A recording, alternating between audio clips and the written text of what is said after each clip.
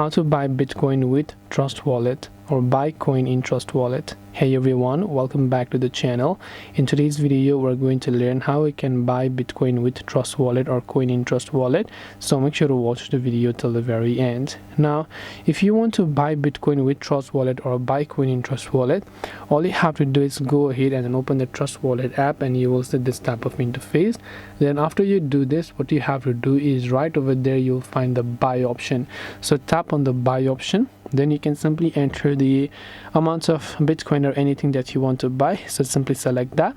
So let's say I want to buy $150 worth of Bitcoin. I will get 0.0021 BTC, 0.000. There are many more after that. And if I select $1,000, I'll get much more than that. So if I select $1,000 here, I'll get this much amount of Bitcoin.